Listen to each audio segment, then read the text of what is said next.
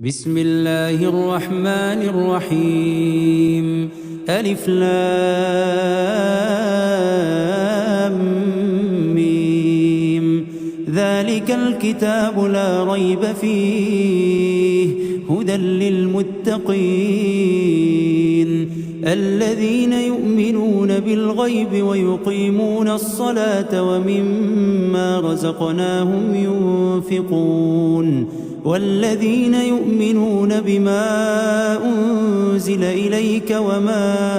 أنزل من قبلك وبالآخرة هم يوقنون أولئك على هدى من ربهم وأولئك هم المفلحون. إن الذين كفروا سواء عليهم أأنذرتهم أم لم تنذرهم لا يؤمنون. ختم الله على قلوبهم وعلى سمعهم وعلى أبصارهم غشاوة ولهم عذاب عظيم. ومن الناس من يقول آمنا بالله وباليوم الآخر وما هم بمؤمنين يخادعون الله والذين آمنوا وما يخدعون إلا أنفسهم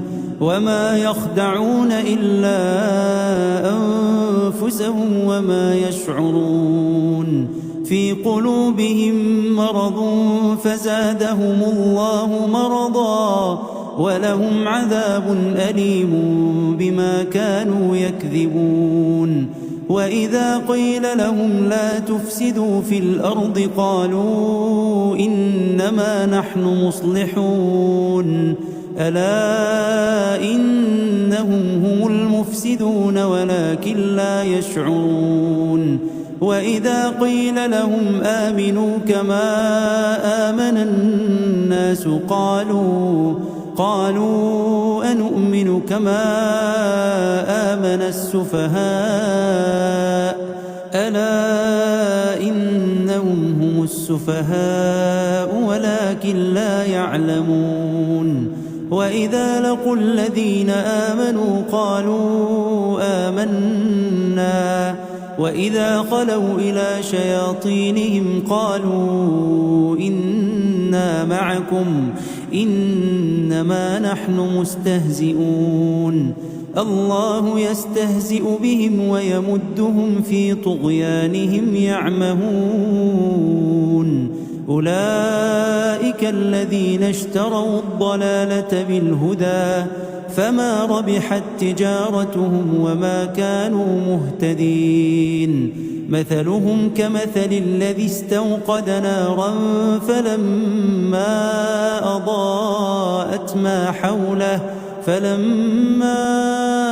أضاءت ما حوله ذهب الله بنورهم وتركهم في ظلمات لا يبصرون. صم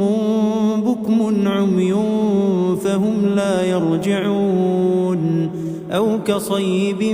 من السماء فيه ظلمات ورعد وبرق يجعلون أصابعهم في آذانهم من الصواعق حذر الموت والله محيط بالكافرين. يكاد البرق يخطف أبصارهم كلما أضاء لهم مشوا فيه وإذا أظلم عليهم قاموا ولو شاء الله لذهب بسمعهم وأبصارهم إن الله على كل شيء قدير. يا أيها الناس اعبدوا ربكم الذي خلقكم والذين من قبلكم لعلكم تتقون. الذي جعل لكم الأرض فراشا والسماء بناء وأنزل من السماء ماء فأخرج به من الثمرات رزقا لكم فلا تجعلوا لله أندادا وأنتم تعلمون. وإن كنتم في ريب مما نزلنا على عبدنا فأتوا بسورة من مثله وادعوا شهداءكم من دون الله إن كنتم صادقين. فإن لم تفعلوا ولن تفعلوا فاتقوا النار التي وقودها الناس والحجارة أعدت للكافرين. وبشر الذين آمنوا وعملوا الصالحات أن لهم جنات تجري من تحتها الأنهار كلما رزقوا منها من ثمرة رزقا قالوا هذا الذي رزقنا من قبل وأتوا به متشابها ولهم فيها أزواج مطهرة وهم فيها خالدون. إن الله لا يستحيي أن يضرب مثلا ما بعوضة فما فوقها فأما الذين آمنوا فيعلمون أنه الحق من ربهم وأما الذين كفروا فيقولون ماذا أراد الله بهذا مثلا يضل به كثيرا ويهدي به كثيرا وما يضل به إلا الفاسقين الذين ينقضون عهد الله من بعد ميثاقه ويقطعون ما أمر الله به أن يوصل ويفسدون في الأرض أولئك هم الخاسرون. كيف تكفرون بالله وكنتم أمواتا فأحياكم ثم يميتكم ثم يحييكم ثم إليه ترجعون. هو الذي خلق لكم ما في الأرض جميعا ثم استوى إلى السماء فسواهن 7 سماوات وهو بكل شيء عليم. وإذ قال ربك للملائكة إني جاعل في الأرض خليفة قالوا أتجعل فيها من يفسد فيها ويسفك الدماء ونحن نسبح بحمدك ونقدس لك قال إني أعلم ما لا تعلمون. وعلم آدم الأسماء كلها ثم عرضهم على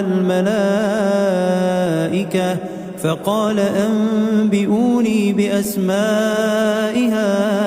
هؤلاء إن كنتم صادقين. قالوا سبحانك لا علم لنا إلا ما علمتنا إنك أنت العليم الحكيم. قال يا آدم أنبئهم بأسمائهم فلما أنبأهم بأسمائهم قال ألم أقل لكم إني أعلم غيب السماوات والأرض وأعلم ما تبدون وما كنتم تكتمون. وإذ قلنا للملائكة اسجدوا لآدم فسجدوا إلا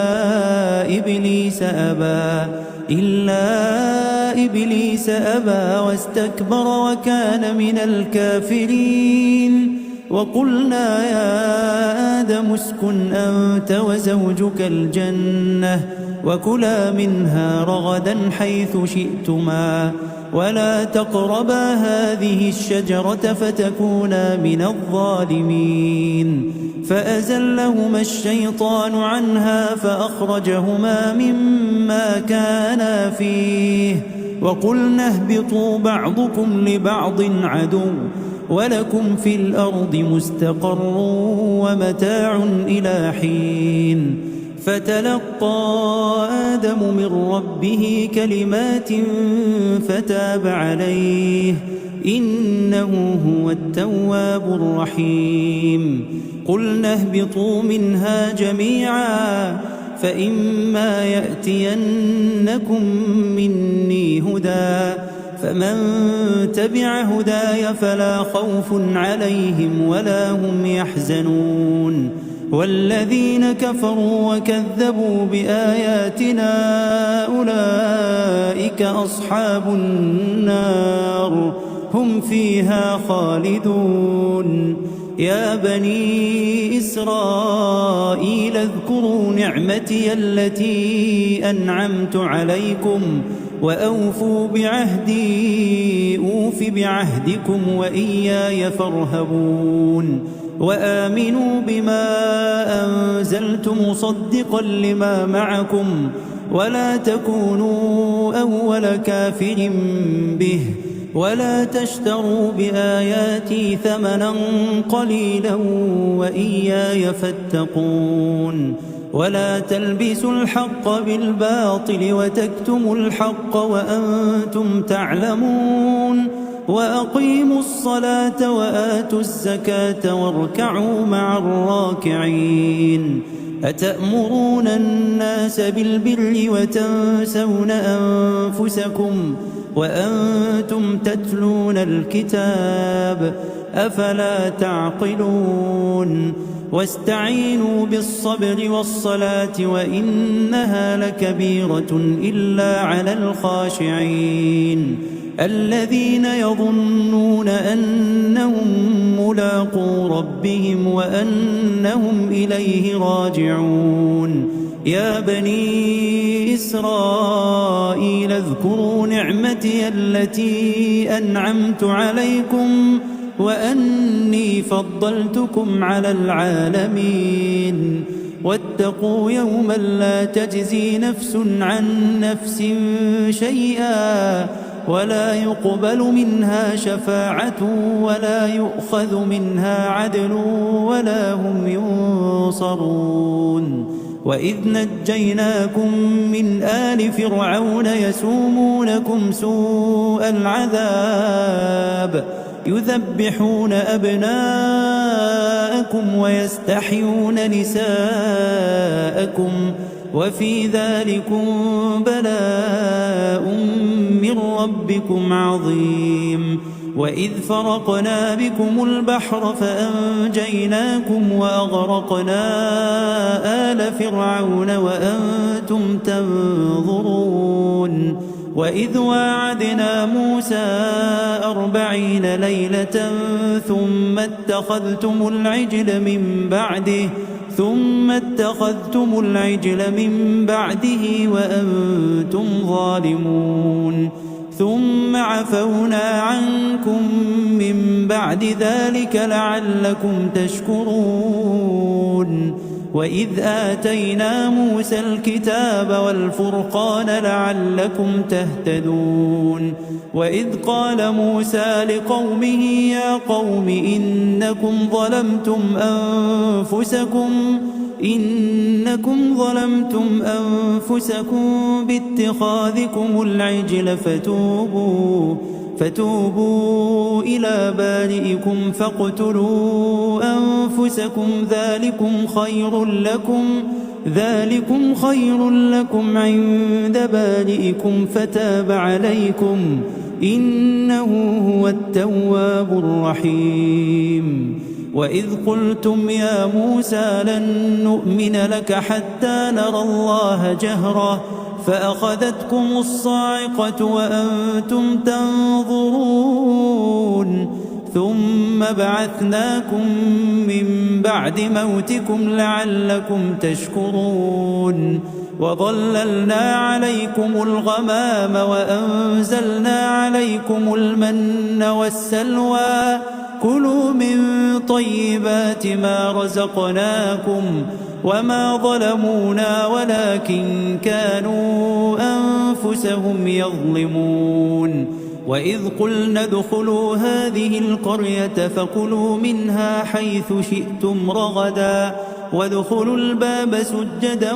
وقولوا حطة نغفر لكم خطاياكم وسنزيد المحسنين. فبدل الذين ظلموا قولا غير الذي قيل لهم فأنزلنا على الذين ظلموا رجزا من السماء بما كانوا يفسقون. وإذ استسقى موسى لقومه فقلنا اضرب بعصاك الحجر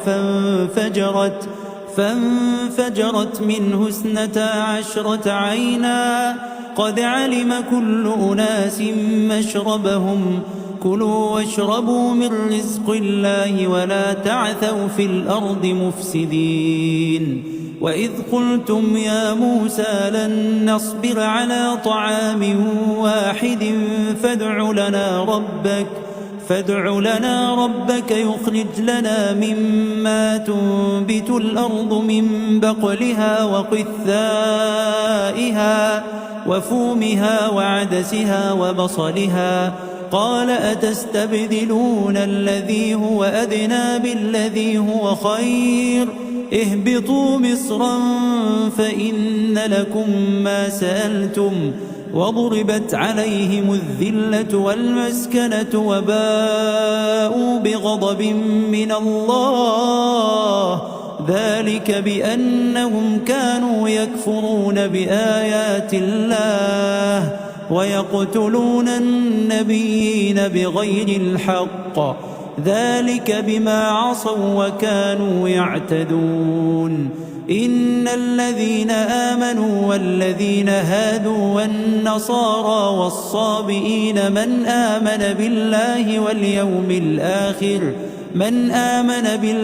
واليوم الآخر وعمل صالحا فلهم أجرهم عند ربهم ولا خوف عليهم ولا هم يحزنون. وإذ أخذنا ميثاقكم ورفعنا فوقكم الطور خذوا ما آتيناكم بقوة واذكروا ما فيه لعلكم تتقون. ثم توليتم من بعد ذلك فلولا فضل الله عليكم ورحمته لكنتم من الخاسرين. ولقد علمتم الذين اعتدوا منكم في السبت فقلنا لهم كونوا قردة خاسئين فجعلناها نكالا لما بين يديها وما خلفها وموعظة للمتقين. وإذ قال موسى لقومه إن الله يأمركم أن تذبحوا بقرة قالوا أتتخذنا هزوا قال أعوذ بالله أن أكون من الجاهلين. قالوا ادع لنا ربك يبين لنا ما هي قال إنه يقول إنها بقرة لا فارغ ولا بكر عوان بين ذلك فافعلوا ما تؤمرون. قالوا ادع لنا ربك يبين لنا ما لونها قال إنه يقول إنها بقرة صفراء فاقع لونها تسر الناظرين. قالوا ادع لنا ربك يبين لنا ما هي إن البقرة شابه علينا وإنا إن شاء الله لمهتدون. قال إنه يقول إنها بقرة لا ذلول تثير الأرض ولا تسقي الحرث مسلمة لا شية فيها. قالوا الآن جئت بالحق فذبحوها وما كادوا يفعلون. وإذ قتلتم نفسا فادارأتم فيها والله مخرج ما كنتم تكتمون. فقلنا اضربوه ببعضها كذلك يحيي الله الموتى كذلك يحيي الله الموتى ويريكم آياته لعلكم تعقلون ثم قست قلوبكم من بعد ذلك فهي كالحجارة أو أشد قسوة وإن من الحجارة لما يتفجر منه الأنهار وإن منها لما يشقق فيخرج منه الماء وإن منها لما يهبط من خشية الله وما الله بغافل عما تعملون أفتطمعون أن يؤمنوا لكم وقد كان فريق منهم يسمعون كلام الله ثم يحرفونه من بعد ما عقلوه وهم يعلمون وإذا لقوا الذين آمنوا قالوا آمنا وإذا خلا بعضهم إلى بعض قالوا أتحدثونه بما فتح الله عليكم ليحاجوكم به عند ربكم أفلا تعقلون أولا يعلمون أن الله يعلم ما يسرون وما يعلنون ومنهم أميون لا يعلمون الكتاب إلا أماني وإن هم إلا يظنون فويل للذين يكتبون الكتاب بأيديهم ثم يقولون هذا من عند الله ليشتروا به ثمنا قليلا فويل لهم مما كتبت أيديهم وويل لهم مما يكسبون وقالوا لن تمسنا النار إلا أياما معدودة قل أتخذتم عند الله عهدا فلن يخلف الله عهده أم تقولون على الله ما لا تعلمون بلى من كسب سيئة وأحاطت به خطيئته فأولئك أصحاب النار هم فيها خالدون والذين آمنوا وعملوا الصالحات أولئك أصحاب الجنة هم فيها خالدون وإذ أخذنا ميثاق بني إسرائيل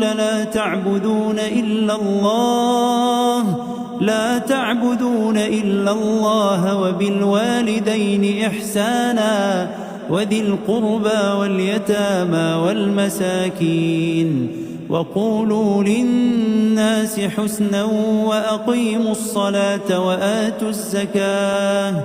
ثم توليتم إلا قليلا منكم وأنتم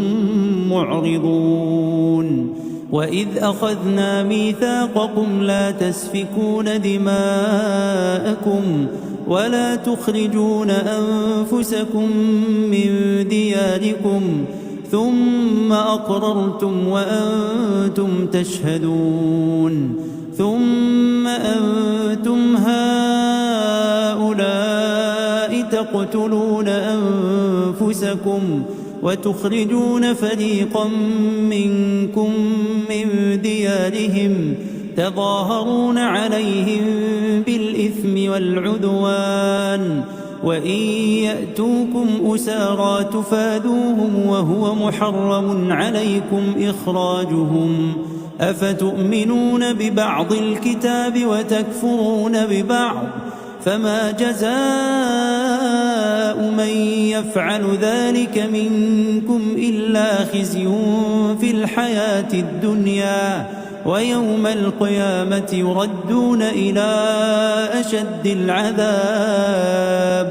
وما الله بغافل عما تعملون أولئك الذين اشتروا الحياة الدنيا بالآخرة فلا يخفف عنهم العذاب ولا هم ينصرون. ولقد آتينا موسى الكتاب وقفينا من بعده بالرسل وآتينا عيسى ابن مريم البينات وأيدناه بروح القدس أفكلما جاءكم رسول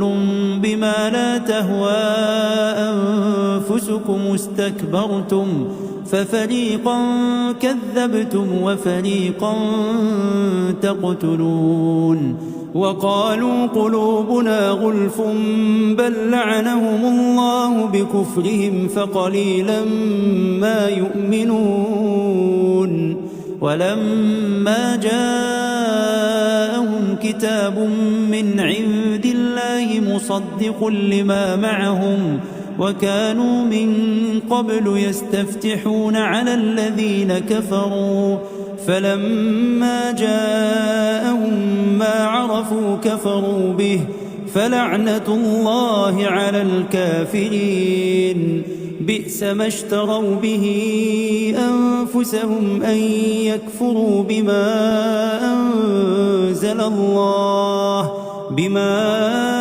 أنزل الله بغيا أن ينزل الله من فضله على من يشاء من عباده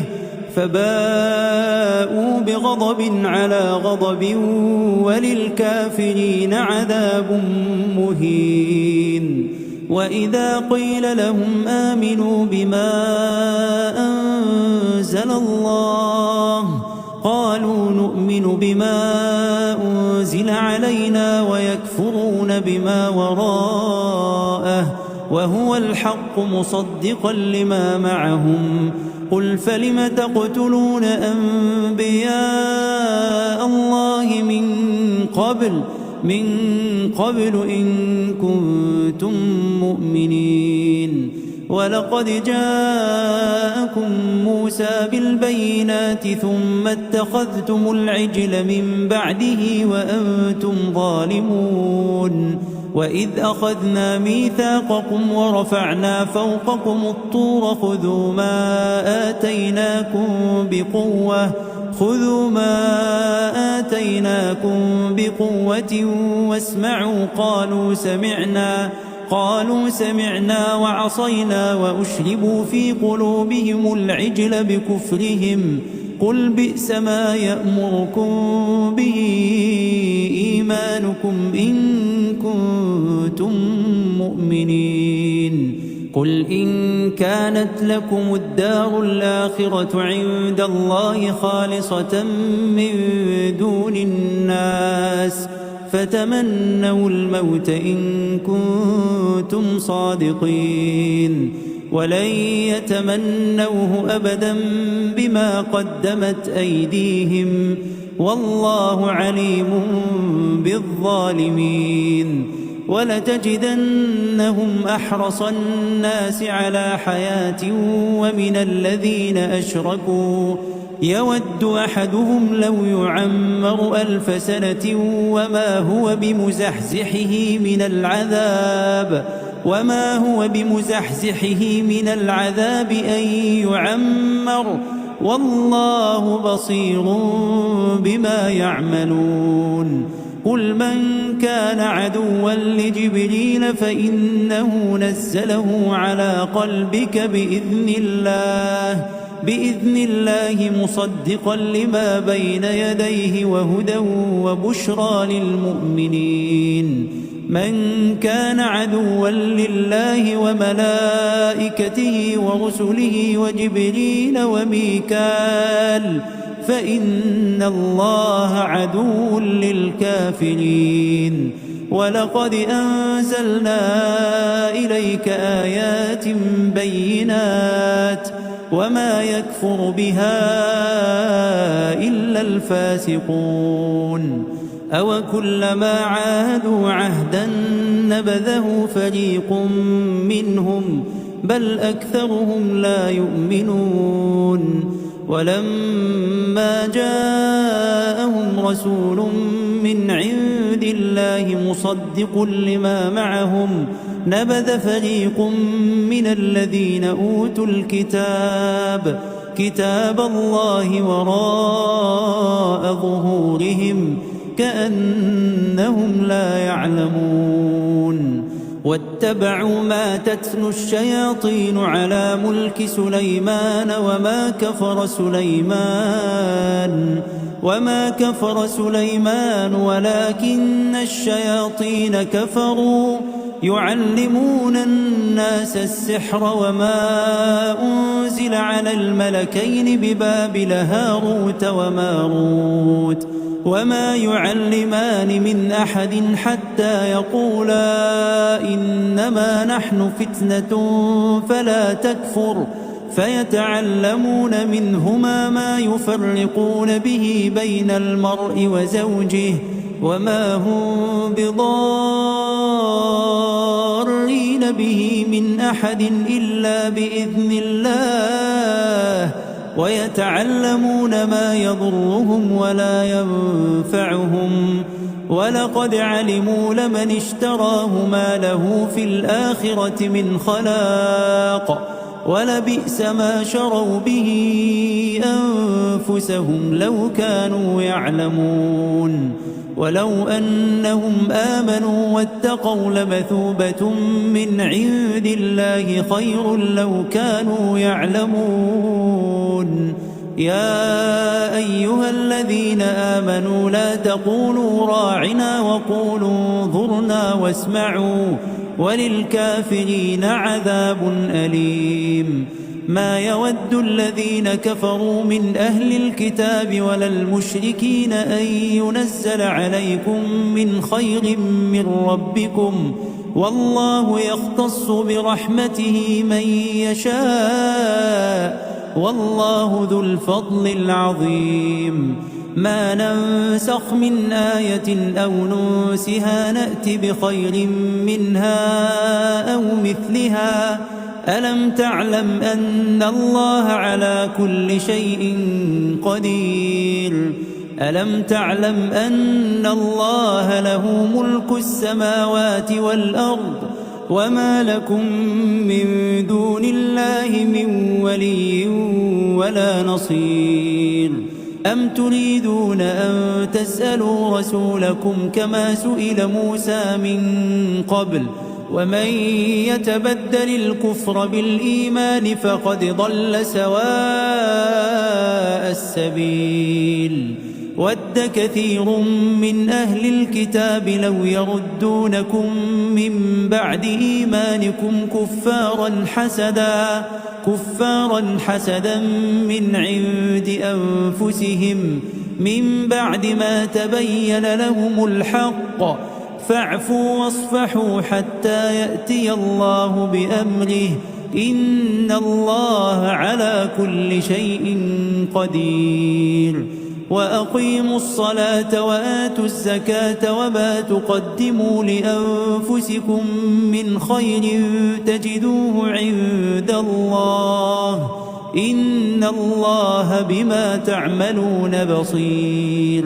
وقالوا لن يدخل الجنة إلا من كان هودا أو نصارى تلك أمانيهم قل هاتوا برهانكم إن كنتم صادقين بلى من أسلم وجهه لله وهو محسن فله أجره عند ربه ولا خوف عليهم ولا هم يحزنون وقالت اليهود ليست النصارى على شيء وقالت النصارى ليست اليهود على شيء وهم يتلون الكتاب كذلك قال الذين لا يعلمون مثل قولهم فالله يحكم بينهم يوم القيامة فيما كانوا فيه يختلفون ومن أظلم ممن منع مساجد الله أن يذكر فيها اسمه وسعى في خرابها أولئك أولئك ما كان لهم أن يدخلوها إلا خائفين لهم في الدنيا خزي ولهم في الآخرة عذاب عظيم ولله المشرق والمغرب فأينما تولوا فثم وجه الله إن الله واسع عليم وقالوا اتخذ الله ولدا سبحانه بل له ما في السماوات والأرض كل له قانتون بديع السماوات والأرض وإذا قضى أمرا فإنما يقول له كن فيكون وقال الذين لا يعلمون لولا يكلمنا الله أو تأتينا آية كذلك قال الذين من قبلهم مثل قولهم تشابهت قلوبهم قد بينا الآيات لقوم يوقنون إنا أرسلناك بالحق بشيرا ونذيرا ولا تسأل عن أصحاب الجحيم ولن ترضى عنك اليهود ولا النصارى حتى تتبع ملتهم قل إن هدى الله هو الهدى ولئن اتبعت أهواءهم بعد الذي جاءك من العلم ما لك من الله من ولي ولا نصير الذين آتيناهم الكتاب يتلونه حق تلاوته أولئك يؤمنون به ومن يكفر به فأولئك هم الخاسرون يا بني إسرائيل اذكروا نعمتي التي أنعمت عليكم وأني فضلتكم على العالمين واتقوا يوما لا تجزي نفس عن نفس شيئا ولا يقبل منها عدل ولا تنفعها شفاعة ولا هم ينصرون وإذ ابتلى إبراهيم ربه بكلمات فأتمهن قال إني جاعلك للناس إماما قال ومن ذريتي قال لا ينال عهد الظالمين وإذ جعلنا البيت مثابة للناس وأمنا واتخذوا من مقام إبراهيم مصلى وعهدنا إلى إبراهيم وإسماعيل أن طهرا بيتي للطائفين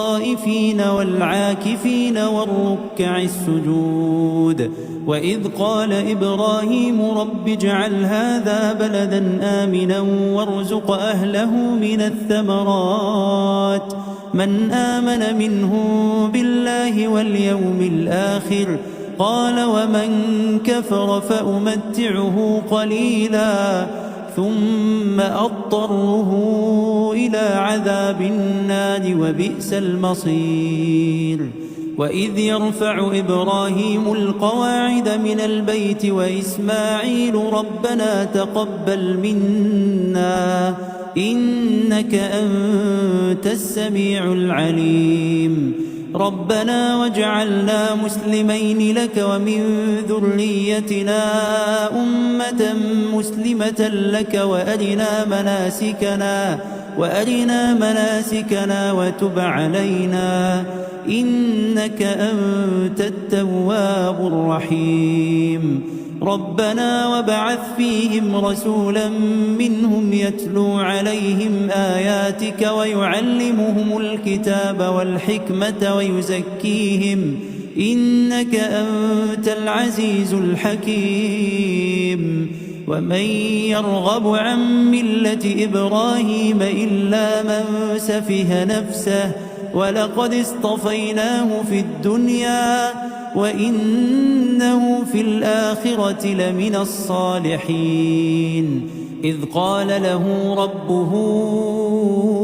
أسلم قال أسلمت لرب العالمين. ووصى بها إبراهيم بنيه ويعقوب يا بني إن الله اصطفى لكم الدين فلا تموتن إلا وأنتم مسلمون. أم كنتم شهداء إذ حضر يعقوب الموت إذ قال لبنيه ما تعبدون من بعدي قالوا نعبد إلهك وإله آبائك إبراهيم وإسماعيل وإسحاق إلها واحدا ونحن له مسلمون. تلك أمة قد خلت لها ما كسبت ولكم ما كسبتم ولا تسألون عما كانوا يعملون. وقالوا كونوا هودا أو نصارى تهتدوا قل بل ملة إبراهيم حنيفا وما كان من المشركين. قولوا آمنا بالله وما أنزل إلى إبراهيم وإسماعيل وإسحاق ويعقوب والأسباط وما أوتي موسى وعيسى وما أوتي النبيون من ربهم لا نفرق بين أحد منهم ونحن له مسلمون. فإن آمنوا بمثل ما آمنتم به فقد اهتدوا وإن تولوا فإنما هم في شقاق فسيكفيكهم الله وهو السميع العليم. صبغة الله ومن أحسن من الله صبغة ونحن له عابدون. قل أتحاجوننا في الله وهو ربنا وربكم ولنا أعمالنا ولكم أعمالكم ونحن له مخلصون. أم تقولون إن إبراهيم وإسماعيل وإسحاق ويعقوب والأسباط كانوا هودا أو نصارى قل أأنتم أعلم أم الله ومن أظلم ممن كتم شهادة عنده من الله وما الله بغافل عما تعملون. تلك أمة قد خلت لها ما كسبت ولكم ما كسبتم ولا تسألون عما كانوا يعملون. سيقول السفهاء من الناس ما ولاهم عن قبلتهم التي كانوا عليها قل لله المشرق والمغرب يهدي من يشاء إلى صراط مستقيم. وكذلك جعلناكم أمة وسطا لتكونوا شهداء على الناس ويكون الرسول عليكم شهيدا. وما جعلنا القبلة التي كنت عليها إلا لنعلم من يتبع الرسول ممن ينقلب على عقبيه وإن كانت لكبيرة إلا على الذين هدى الله وما كان الله ليضيع إيمانكم إن الله بالناس لرؤوف رحيم. قد نرى تقلب وجهك في السماء فلنولينك قبلة ترضاها فول وجهك شطر المسجد الحرام وحيث ما كنتم فولوا وجوهكم شطره وإن الذين أوتوا الكتاب ليعلمون أنه الحق من ربهم وما الله بغافل عما يعملون. ولئن أتيت الذين أوتوا الكتاب بكل آية ما تبعوا قبلتك وما أنت بتابع قبلتهم وما بعضهم بتابع قبلة بعض ولئن اتبعت أهواءهم من بعد ما جاءك من العلم إنك إذا لمن الظالمين. الذين آتيناهم الكتاب يعرفونه كما يعرفون أبناءهم وإن فريقا منهم ليكتمون الحق وهم يعلمون. الحق من ربك فلا تكونن من الممترين. ولكل وجهة هو موليها فاستبقوا الخيرات أينما تكونوا يأت بكم الله جميعا إن الله على كل شيء قدير. ومن حيث خرجت فول وجهك شطر المسجد الحرام وإنه للحق من ربك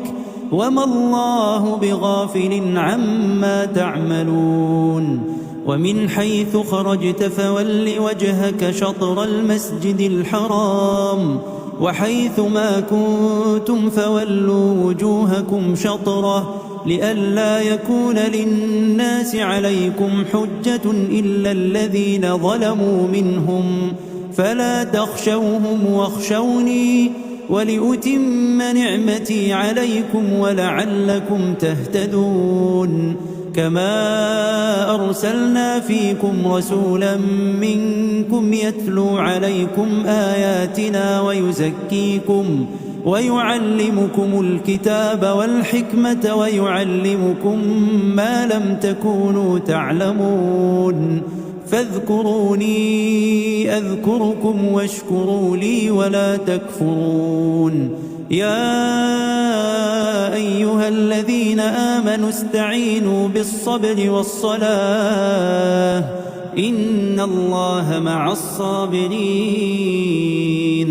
ولا تقولوا لمن يقتل في سبيل الله أموات بل أحياء ولكن لا تشعرون. ولنبلونكم بشيء من الخوف والجوع ونقص من الأموال والأنفس والثمرات وبشر الصابرين الذين إذا أصابتهم مصيبة قالوا إنا لله وإنا إليه راجعون. أولئك عليهم صلوات من ربهم ورحمة وأولئك هم المهتدون. إن الصفا والمروة من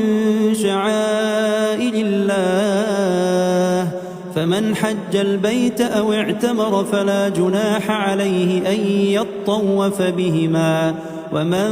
تطوع خيرا فإن الله شاكر عليم. إن الذين يكتمون ما أنزلنا من البينات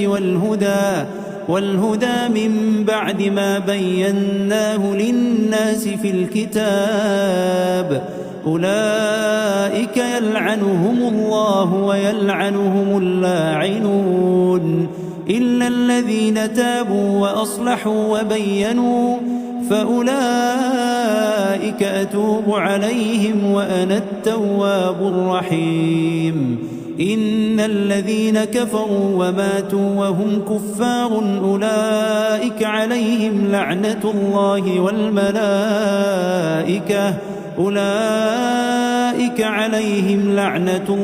والملائكة والناس أجمعين خالدين فيها لا يخفف عنهم العذاب ولا هم ينظرون.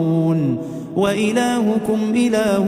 واحد لا إله إلا هو الرحمن الرحيم. إن في خلق السماوات والأرض واختلاف الليل والنهار والفلك التي تجري في البحر بما ينفع الناس وما أنزل الله من السماء من ماء فأحيا به الأرض بعد موتها وبث فيها من كل دابة وتصريف الرياح والسحاب المسخر بين السماء والأرض لآيات لقوم يعقلون ومن الناس من يتخذ من دون الله أندادا يحبونهم كحب الله والذين آمنوا أشد حبا لله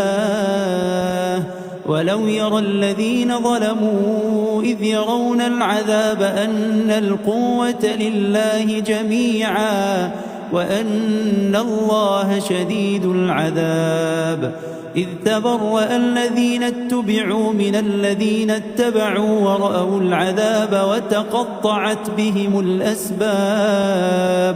وقال الذين اتبعوا لو أن لنا كرة فنتبرأ منهم كما تبرأوا منا كذلك يريهم الله أعمالهم حسرات عليهم وما هم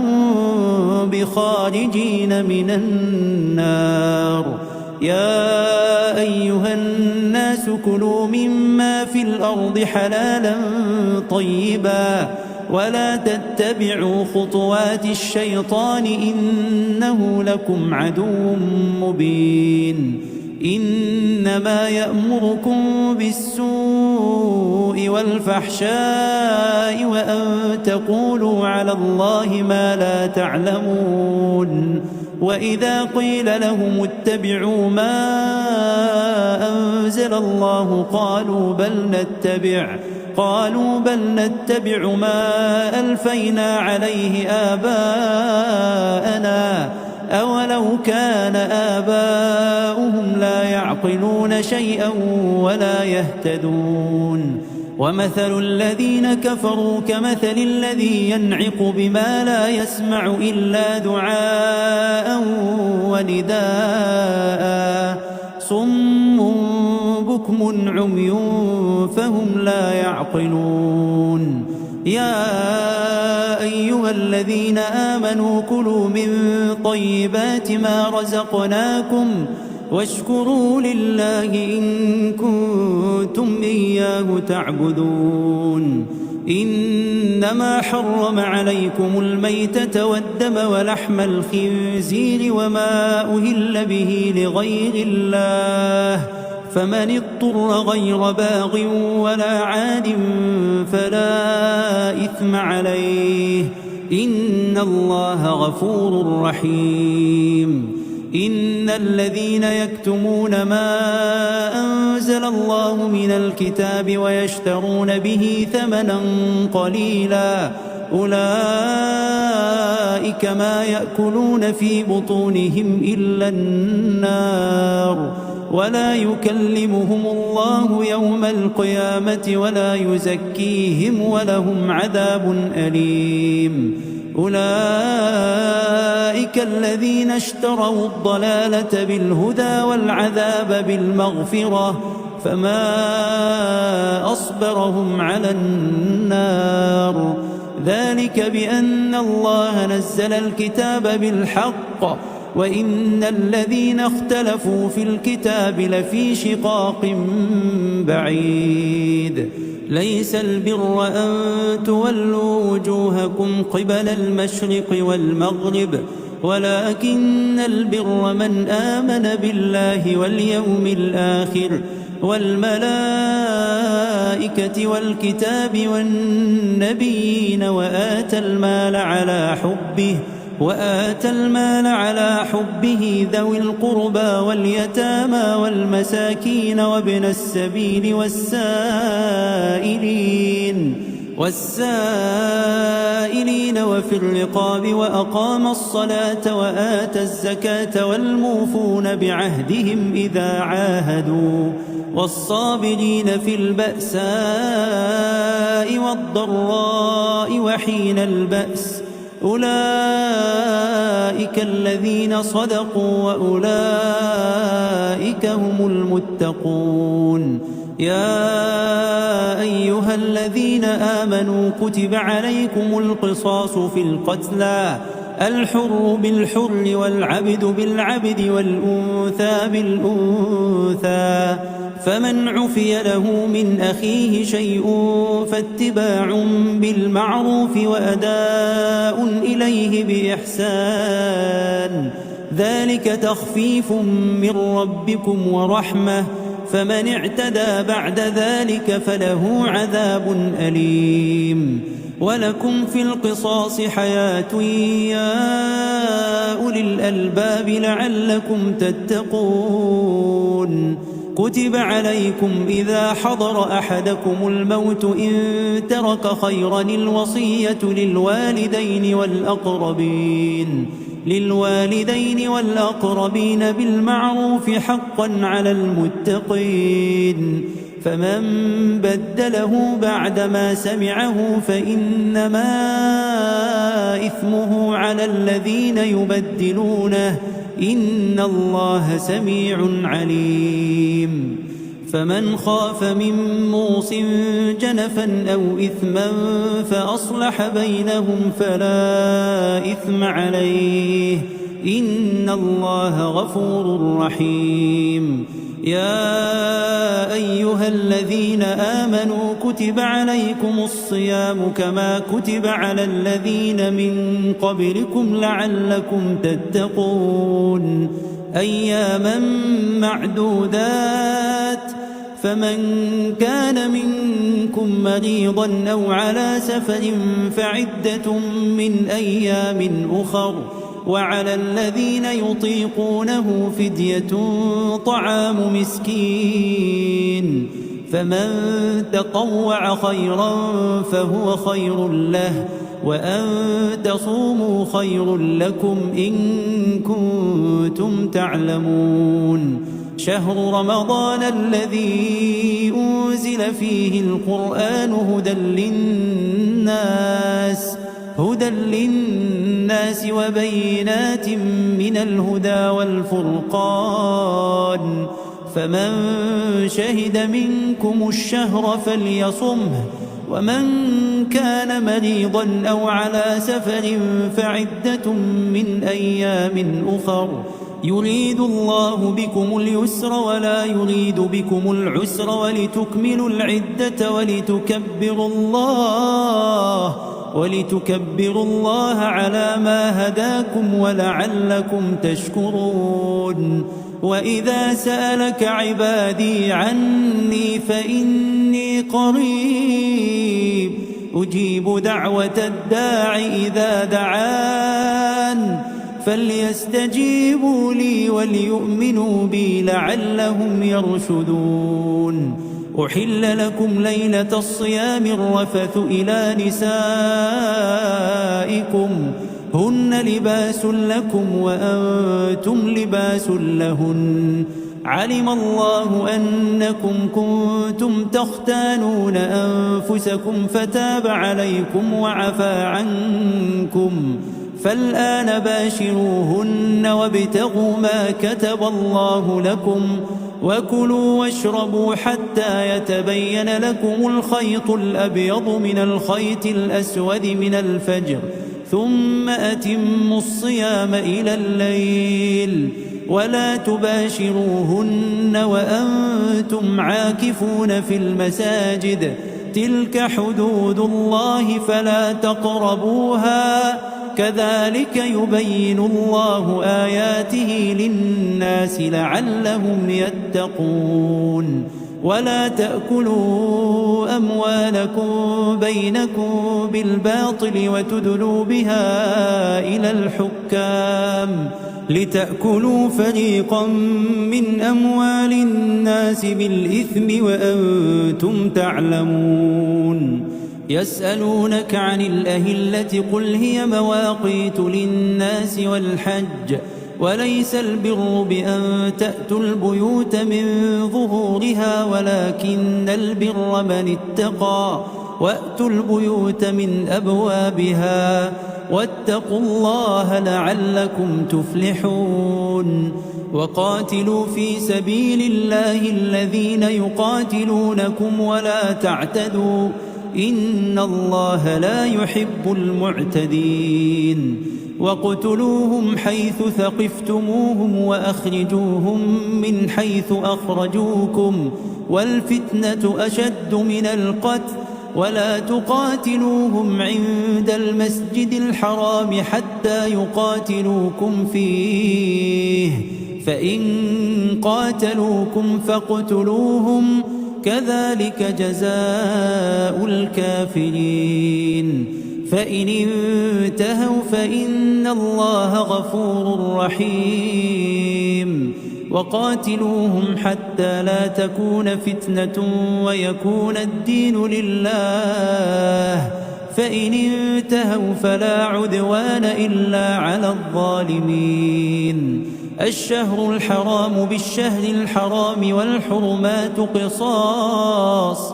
فمن اعتدى عليكم فاعتدوا عليه بمثل ما اعتدى عليكم واتقوا الله واعلموا أن الله مع المتقين وأنفقوا في سبيل الله ولا تلقوا بأيديكم إلى التهلكة وأحسنوا إن الله يحب المحسنين وأتموا الحج والعمرة لله فإن أحصرتم فما استيسر من الهدي ولا تحلقوا رؤوسكم حتى يبلغ الهدي محله فمن كان منكم مريضا أو به أذى من رأسه ففدية من صيام أو صدقة أو نسك فإذا أمنتم فمن تمتع بالعمرة إلى الحج فما استيسر من الهدي فمن لم يجد فصيام 3 أيام في الحج و7 إذا رجعتم تلك 10 كاملة ذلك لمن لم يكن أهله حاضر المسجد الحرام واتقوا الله واعلموا أن الله شديد العقاب الحج أشهر معلومات فمن فرض فيهن الحج فلا رفث ولا فسوق ولا جدال في الحج وما تفعلوا من خير يعلمه الله وتزودوا فإن خير الزاد التقوى واتقون يا أولي الألباب ليس عليكم جناح أن تبتغوا فضلا من ربكم فإذا أفضتم من عرفات فاذكروا الله عند المشعر الحرام واذكروه كما هداكم وإن كنتم من قبله لمن الضالين ثم أفيضوا من حيث أفاض الناس واستغفروا الله إن الله غفور رحيم فإذا قضيتم مناسككم فاذكروا الله كذكركم آباءكم أو أشد ذكرا فمن الناس من يقول ربنا آتنا في الدنيا وما له في الآخرة من خلاق ومنهم من يقول ربنا آتنا في الدنيا حسنة وفي الآخرة حسنة وقنا عذاب النار أولئك لهم نصيب مما كسبوا والله سريع الحساب واذكروا الله في أيام معدودات فمن تعجل في يومين فلا إثم عليه ومن تأخر فلا إثم عليه لمن اتقى واتقوا الله واعلموا أنكم إليه تحشرون ومن الناس من يعجبك قوله في الحياة الدنيا ويشهد الله على ما في قلبه وهو ألد الخصام. وإذا تولى سعى في الأرض ليفسد فيها ويهلك الحرث والنسل والله لا يحب الفساد. وإذا قيل له اتق الله أخذته العزة بالإثم فحسبه جهنم ولبئس المهاد. ومن الناس من يشري نفسه ابتغاء مرضات الله والله رؤوف بالعباد. يا أيها الذين آمنوا ادخلوا في السلم كافة ولا تتبعوا خطوات الشيطان إنه لكم عدو مبين. فإن زللتم من بعد ما جاءتكم البينات فاعلموا أن الله عزيز حكيم. هل ينظرون إلا أن يأتيهم الله في ظلل من الغمام والملائكة وقضي الأمر وإلى الله ترجع الأمور. سل بني إسرائيل كم آتيناهم من آية بينة ومن يبدل نعمة الله من بعد ما جاءته فإن الله شديد العقاب. زين للذين كفروا الحياة الدنيا ويسخرون من الذين آمنوا والذين اتقوا فوقهم يوم القيامة والله يرزق من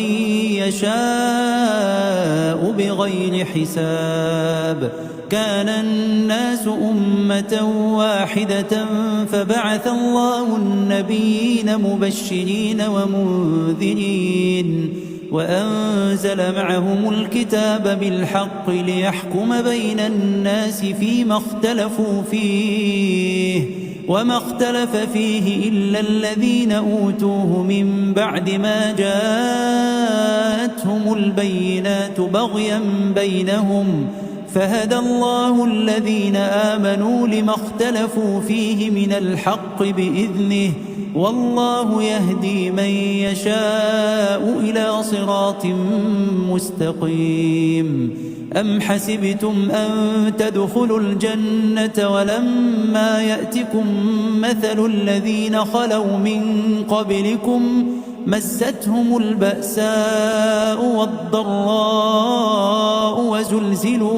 وزلزلوا حتى يقول الرسول والذين آمنوا معه متى نصر الله ألا إن نصر الله قريب. يسألونك ماذا ينفقون قل ما أنفقتم من خير فللوالدين والأقربين واليتامى والمساكين وابن السبيل وما تفعلوا من خير فإن الله به عليم. كتب عليكم القتال وهو كره لكم وعسى أن تكرهوا شيئا وهو خير لكم وعسى أن تحبوا شيئا وهو شر لكم والله يعلم وأنتم لا تعلمون. يسألونك عن الشهر الحرام قتال فيه قل قتال فيه كبير وصد عن سبيل الله وكفر به والمسجد الحرام وإخراج أهله منه أكبر عند الله والفتنة أكبر من القتل ولا يزالون يقاتلونكم حتى يردوكم عن دينكم إن استطاعوا ومن يرتد منكم عن دينه فيمت وهو كافر فأولئك أولئك حبطت أعمالهم في الدنيا والآخرة وأولئك أصحاب النار هم فيها خالدون إن الذين آمنوا والذين هاجروا وجاهدوا في سبيل الله أولئك يرجون رحمة الله والله غفور رحيم يسألونك عن الخمر والميسر قل فيهما إثم كبير ومنافع للناس وإثمهما أكبر من نفعهما ويسألونك ماذا ينفقون قل العفو كذلك يبين الله لكم الآيات لعلكم تتفكرون في الدنيا والآخرة ويسألونك عن اليتامى قل إصلاح لهم خير وإن تخالطوهم فإخوانكم والله يعلم المفسد من المصلح ولو شاء الله لأعنتكم إن الله عزيز حكيم ولا تنكحوا المشركات حتى يؤمن ولأمة مؤمنة خير من مشركة ولو أعجبتكم ولا تنكحوا المشركين حتى يؤمنوا ولعبد مؤمن خير من مشرك ولو أعجبكم أولئك يدعون إلى النار والله يدعو إلى الجنة والمغفرة بإذنه ويبين آياته للناس لعلهم يتذكرون ويسألونك عن المحيض قل هو أذى فاعتزلوا النساء في المحيض ولا تقربوهن حتى يطهرن فإذا تطهرن فأتوهن من حيث أمركم الله إن الله يحب التوابين ويحب المتطهرين نساؤكم حرث لكم فأتوا حرثكم أنى شئتم وقدموا لأنفسكم واتقوا الله واعلموا أنكم ملاقوه وبشر المؤمنين ولا تجعلوا الله عرضة لأيمانكم أن تبروا وتتقوا وتصلحوا بين الناس والله سميع عليم لا يؤاخذكم الله باللغو في أيمانكم ولكن يؤاخذكم بما كسبت قلوبكم والله غفور حليم للذين يؤلون من نسائهم تربص 4 أشهر فإن فاءوا فإن الله غفور رحيم وإن عزموا الطلاق فإن الله سميع عليم والمطلقات يتربصن بأنفسهن 3 قروء ولا يحل لهن أن يكتمن ما خلق الله في أرحامهن إن كن يؤمن بالله واليوم الآخر وبعولتهن أحق بردهن في ذلك إن أرادوا إصلاحا ولهن مثل الذي عليهن بالمعروف وللرجال عليهن درجة والله عزيز حكيم الطلاق 2 فإمساك بمعروف أو تسريح بإحسان ولا يحل لكم أن تأخذوا مما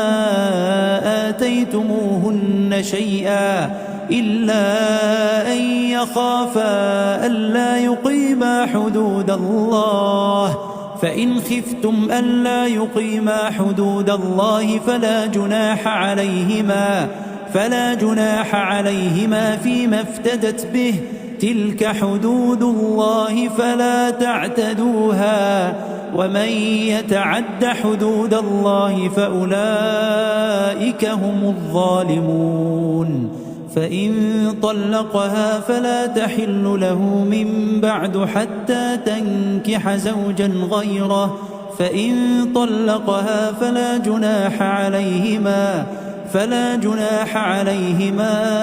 أن يتراجعا إن ظنا أن يقيما حدود الله، وتلك حدود الله يبينها لقوم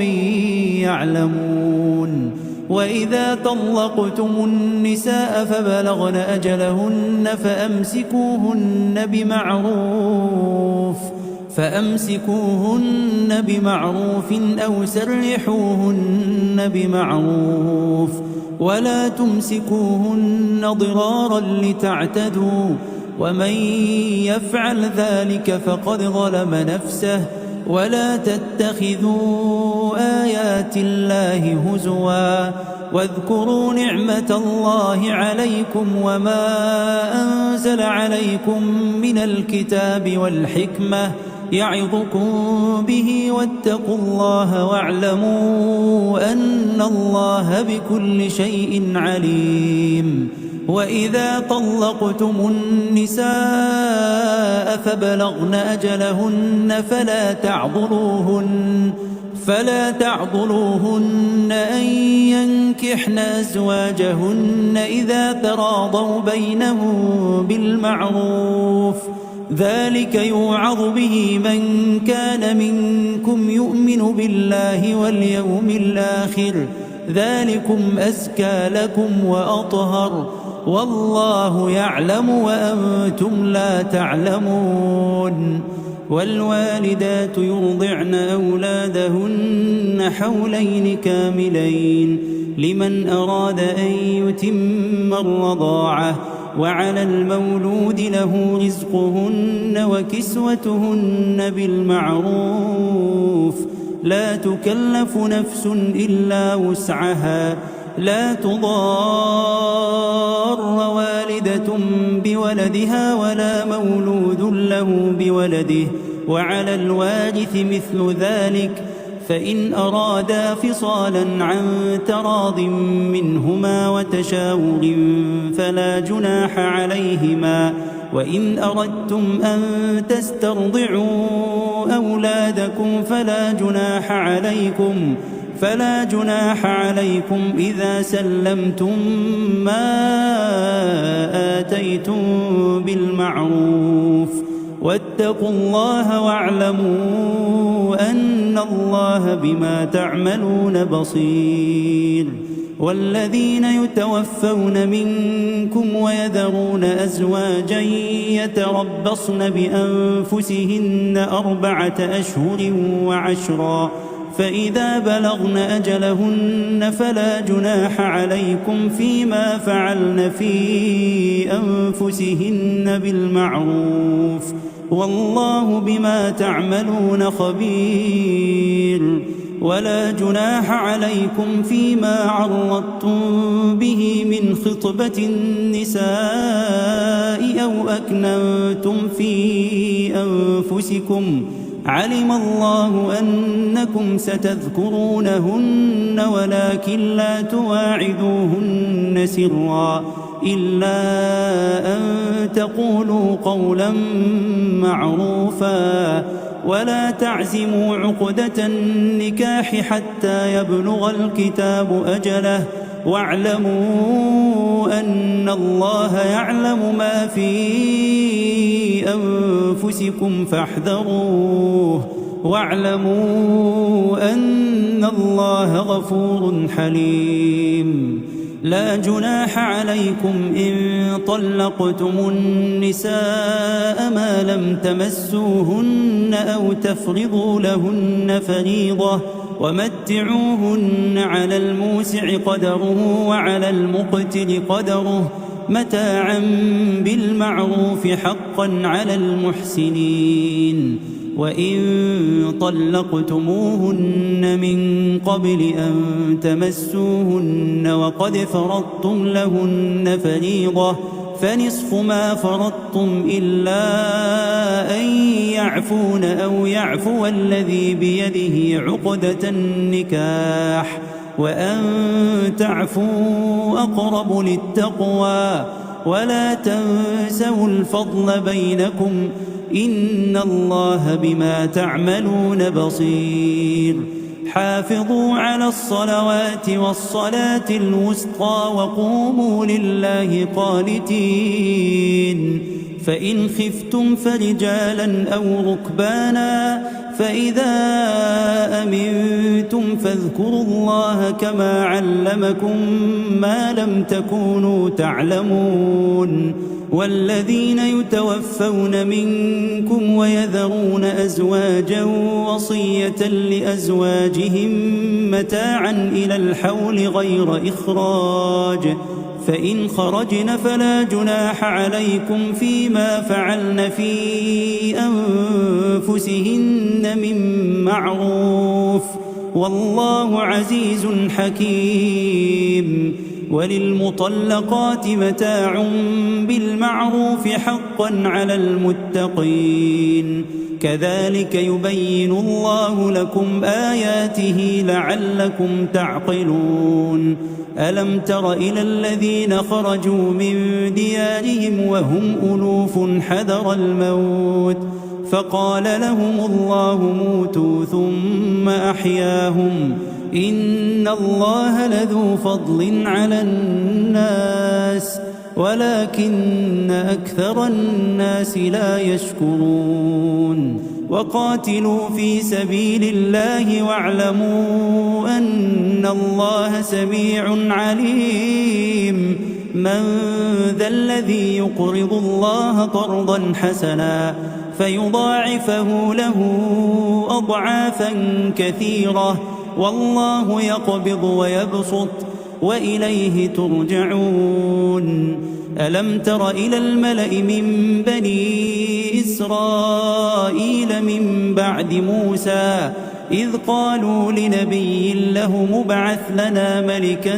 نقاتل في سبيل الله قال هل عسيتم إن كتب عليكم القتال ألا تقاتلوا قالوا وما لنا ألا نقاتل في سبيل الله وقد أخرجنا من ديارنا وأبنائنا فلما كتب عليهم القتال تولوا إلا قليلا منهم والله عليم بالظالمين وقال لهم نبيهم إن الله قد بعث لكم طالوت ملكا قالوا أنى يكون له الملك علينا ونحن أحق بالملك منه ولم يؤت سعة من المال قال إن الله اصطفاه عليكم وزاده بسطة في العلم والجسم والله يؤتي ملكه من يشاء والله واسع عليم وقال لهم نبيهم إن آية ملكه أن يأتيكم التابوت فيه سكينة من ربكم وبقية مما ترك آل موسى وآل هارون تحمله الملائكة إن في ذلك لآية لكم إن كنتم مؤمنين فلما فصل طالوت بالجنود قال إن الله مبتليكم بنهر فمن شرب منه فليس مني ومن لم يطعمه فإنه مني إلا من اغترف غرفة بيده فشربوا منه إلا قليلا منهم فلما جاوزه هو والذين آمنوا معه قالوا لا طاقة لنا اليوم بجالوت وجنوده قال الذين يظنون أنهم ملاقوا الله كم من فئة قليلة غلبت فئة كثيرة بإذن الله والله مع الصابرين ولما برزوا لجالوت وجنوده قالوا ربنا أفرغ علينا صبرا وثبت أقدامنا وانصرنا على القوم الكافرين فهزموهم بإذن الله وقتل داود جالوت وآتاه الله الملك والحكمة وعلمه مما يشاء ولولا دفع الله الناس بعضهم ببعض لفسدت الأرض ولكن الله ذو فضل على العالمين تلك آيات الله نتلوها عليك بالحق وإنك لمن المرسلين تلك الرسل فضلنا بعضهم على بعض منهم من كلم الله ورفع بعضهم درجات وآتينا عيسى ابن مريم البينات وأيدناه بروح القدس ولو شاء الله ما اقتتل الذين من بعدهم من بعد ما جاءتهم البينات ولكن اختلفوا فمنهم من آمن ومنهم من كفر ولو شاء الله ما اقتتلوا ولكن الله يفعل ما يريد يا أيها الذين آمنوا أنفقوا مما رزقناكم من قبل أن يأتي يوم لا بيع فيه ولا خلة ولا شفاعة والكافرون هم الظالمون الله لا إله إلا هو الحي القيوم لا تأخذه سنة ولا نوم له ما في السماوات وما في الأرض من ذا الذي يشفع عنده إلا بإذنه يعلم ما بين أيديهم وما خلفهم ولا يحيطون بشيء من علمه إلا بما شاء وسع كرسيه السماوات والأرض ولا يؤوده حفظهما وهو العلي العظيم لا إكراه في الدين قد تبين الرشد من الغي فمن يكفر بالطاغوت ويؤمن بالله فقد استمسك بالعروة الوثقى لا انفصام لها والله سميع عليم الله ولي الذين آمنوا يخرجهم من الظلمات إلى النور والذين كفروا أولياؤهم الطاغوت يخرجونهم من النور إلى الظلمات أولئك أصحاب النار هم فيها خالدون ألم تر إلى الذي حاج إبراهيم في ربه أن آتاه الله الملك إذ قال إبراهيم ربي الذي يحيي ويميت قال أنا أحيي وأميت قال إبراهيم فإن الله يأتي بالشمس من المشرق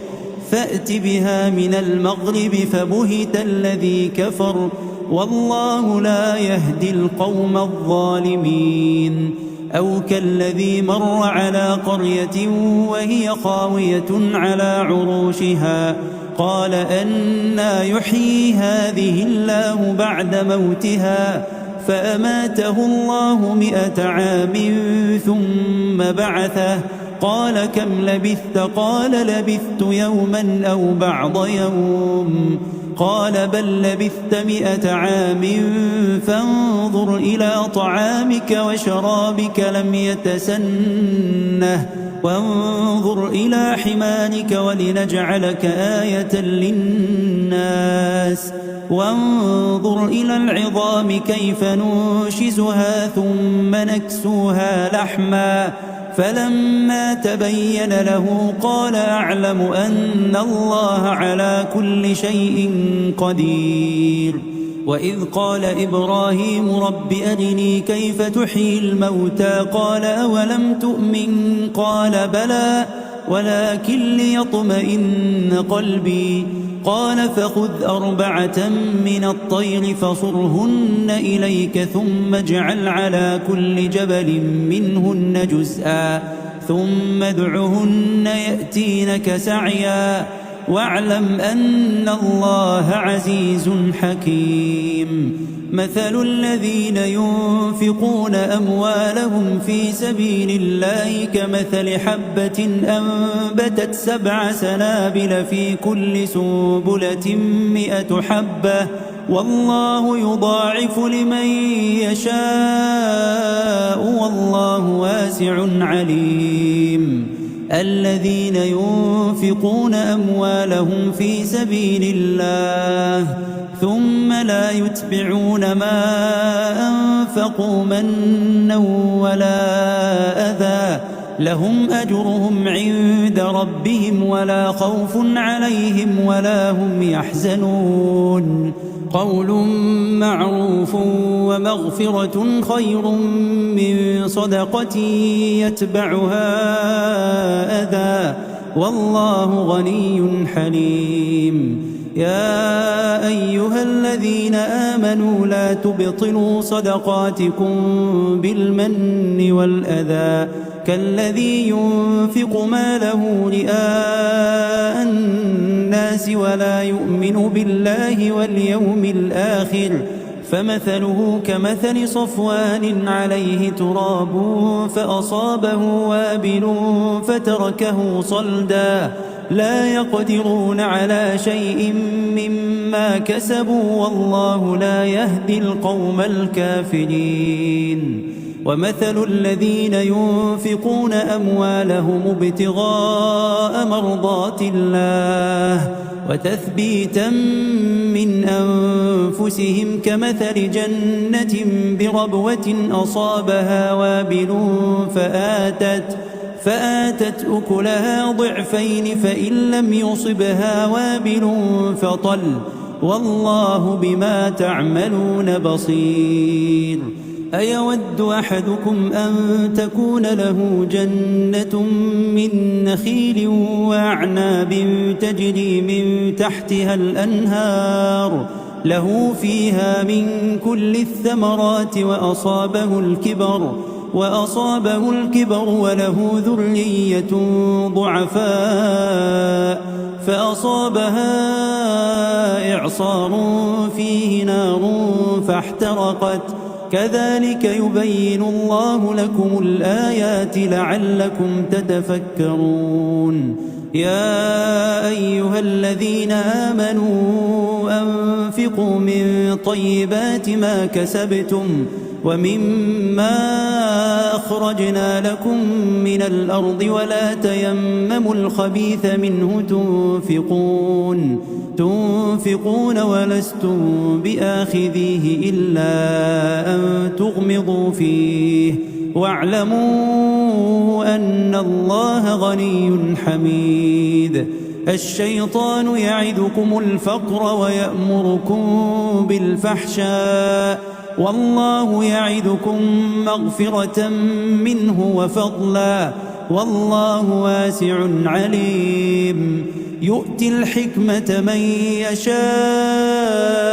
ومن يؤت الحكمة فقد أوتي خيرا كثيرا وما يذكر إلا أولو الألباب. وما أنفقتم من نفقة أو نذرتم من نذر فإن الله يعلمه وما للظالمين من أنصار. إن تبدوا الصدقات فنعما هي وإن تخفوها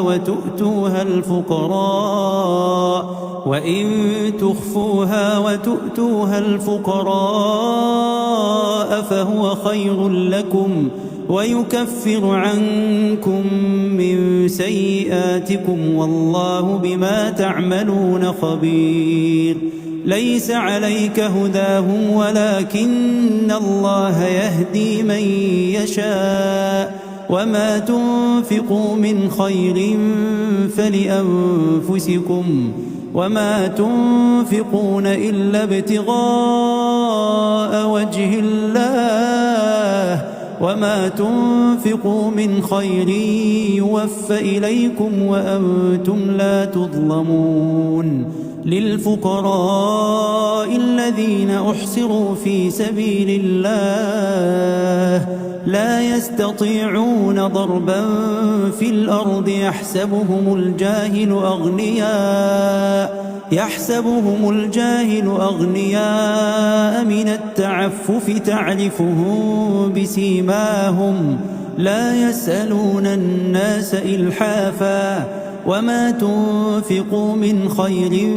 فإن الله به عليم الذين ينفقون أموالهم بالليل والنهار سرا وعلانية فلهم أجرهم عند ربهم ولا خوف عليهم ولا هم يحزنون الذين يأكلون الربا لا يقومون إلا كما يقوم الذي يتخبطه الشيطان من المس ذلك بأنهم قالوا إنما البيع مثل الربا وأحل الله البيع وحرم الربا فمن جاءه موعظة من ربه فانتهى فله ما سلف وأمره إلى الله ومن عاد فأولئك أصحاب النار هم فيها خالدون يمحق الله الربا ويربي الصدقات والله لا يحب كل كفار أثيم إن الذين آمنوا وعملوا الصالحات وأقاموا الصلاة وآتوا الزكاة لهم أجرهم عند ربهم ولا خوف عليهم ولا هم يحزنون يا أيها الذين آمنوا اتقوا الله وذروا ما بقي من الربا إن كنتم مؤمنين فإن لم تفعلوا فأذنوا بحرب من الله ورسوله وإن تبتم فلكم رؤوس أموالكم لا تظلمون ولا تظلمون وإن كان ذو عسرة فنظرة إلى ميسرة وأن تصدقوا خير لكم إن كنتم مؤمنين واتقوا يوما ترجعون فيه إلى الله ثم توفى كل نفس ما كسبت وهم لا يظلمون يا أيها الذين آمنوا إذا تداينتم بدين إلى أجل مسمى فاكتبوه وليكتب بينكم كاتب بالعدل ولا يأب كاتب أن يكتب كما علمه الله فليكتب وليملل الذي عليه الحق وليتق الله ربه ولا يبخس منه شيئا فإن كان الذي عليه الحق سفيها أو ضعيفا أو لا يستطيع أن يمل هو فليملل وليه بالعدل واستشهدوا شهيدين من رجالكم فإن لم يكونا رجلين فرجل وامرأتان ممن ترضون من الشهداء أن تضل إحداهما فتذكر إحداهما الأخرى ولا يأبى الشهداء إذا ما دعوا ولا تسأموا أن تكتبوه صغيرا أو كبيرا إلى أجله ذلكم أقسط عند الله وأقوم للشهادة وأدنى ألا ترتابوا إلا أن تكون تجارة حاضرة تديرونها بينكم فليس عليكم جناح ألا تكتبوها وأشهدوا إذا تبايعتم ولا يضار كاتب ولا شهيد، وإن تفعلوا فإنه فسوق بكم، واتقوا الله ويعلمكم الله، والله بكل شيء عليم. وإن كنتم على سفر ولم تجدوا كاتبا فرهان مقبوضة، فإن أمن بعضكم بعضا فليؤدي الذي اؤتمن أمانته، وليتق الله ربه ولا تكتموا الشهادة، ومن يكتمها فإنه آثم قلبه، والله بما تعملون عليم. لله ما في السماوات وما في الأرض، وإن تبدوا ما في أنفسكم أو تخفوه يحاسبكم به الله، فيغفر لمن يشاء ويعذب من يشاء، والله على كل شيء قدير. آمن الرسول بما أنزل إليه من ربه والمؤمنون كل آمن بالله وملائكته وكتبه ورسله لا نفرق بين أحد من رسله، وقالوا سمعنا وأطعنا غفرانك ربنا وإليك المصير. لا يكلف الله نفسا إلا وسعها، لها ما كسبت وعليها ما اكتسبت، ربنا لا تؤاخذنا إن نسينا أو أخطأنا، ربنا ولا تحمل علينا إصرا كما حملته على الذين من قبلنا، ربنا ولا تحملنا ما لا طاقة لنا به، واعف عنا واغفر لنا وارحمنا، أنت مولانا فانصرنا على القوم الكافرين.